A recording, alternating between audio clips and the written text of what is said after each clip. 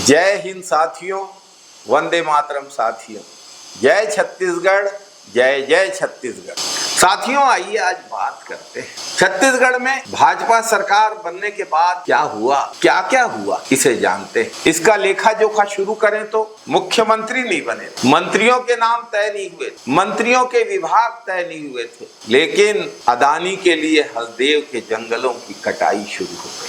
Mini माता बांध, जिससे पूरे जांजगीर चांपा जिले में सिंचाई होती है, बिलासपुर और कोरबा जिले के कुछ इलाकों में सिंचाई होती है, उस बांध के कैचमेंट एरिया में सिर्फ जंगल ही नहीं कट रहे हैं, अब खनन गतिविधियां भी शुरू होने जा रही हैं। अर्थात स्वर्गीय मिनी माता के नाम पर बना हसदेव बांगो बांध अब खतरे में आ चुका है। इन 3 जिलों की खेती अब खतरे में आ गई है, किसान खतरे में आ गए। कांग्रेस की सरकार बनती तो किसानों का कर्ज माफ होता। 17,000 करोड़ से अधिक किसानों का कर्ज भाजपा की सरकार बनने के कारण माफ नहीं हुआ। किसानों का बहुत बड़ा नुकसान हुआ। धान का दाम 3200 रुपए मिलता, जो भाजपा सरकार बनने के बाद नहीं मिल पाया, 3100 रुपए मिल रहा है।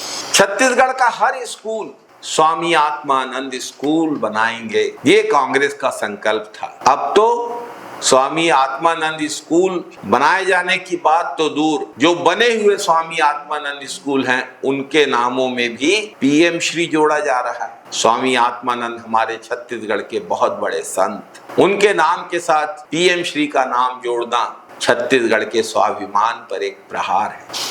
छत्तीसगढ़ में कांग्रेस की सरकार बनती तो केजी से लेकर पीजी तक, अर्थात किंडरगार्टन से लेकर स्नातकोत्तर तक की पढ़ाई मुफ्त होगी, ये कांग्रेस की घोषणा थी। लेकिन अब कहीं उस दिशा में कोई कार्यवाही दिखाई नहीं दे रही है। मुख्यमंत्री मितान योजना मृतप्राय हो गई। पहले तो राशन कार्ड, लाइसेंस, हर सरकारी कागज किसान को, ग्रामीण को, हर नागरिक को उसके घर पहुंचा कर देने का काम कांग्रेस की सरकार में हो रहा था, लेकिन अब वो एक सपना रह गया है। अब लोग फिर से सरकारी दफ्तरों के चक्कर काटने के लिए मजबूर हो गए हैं। यही तो भाजपा चाहती थी।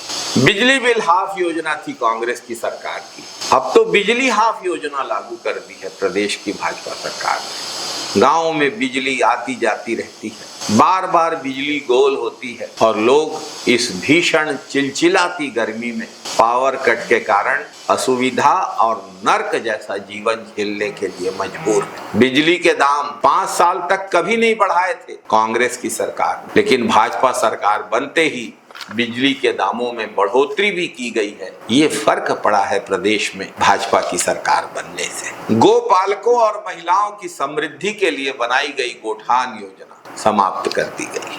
गोबर बेचने से जो आय गोबर सैंतने वाली गरीब महिलाओं को और गोपालकों को मिलती थी, वो अब समाप्त हो गई। अब पहले की भाजपा सरकार जैसे फिर से भाजपाइयों की गौशालाओं को अनुदान देने और वहां गायों को मारने का सिलसिला चलेगा, ये पूरे छत्तीसगढ़ को स्पष्ट हो चुका है। रीपा योजना, स्वावलंबन की मूल मंत्र रीपा योजना को भी समाप्त कर दिया गया है। बेरोजगारी भत्ता बंद हो चुका है। आज प्रदेश में मॉब लिंचिंग, मानव तस्करी, कलेक्टर एसपी ऑफिस को जलाया जाना, फर्जी मुठभेड़ों में आदिवासियों को मारा जाना, हत्या, खून खराब जैसी घटनाएं रोज हो रही हैं। अपराधों में बढ़ोतरी हो रही है।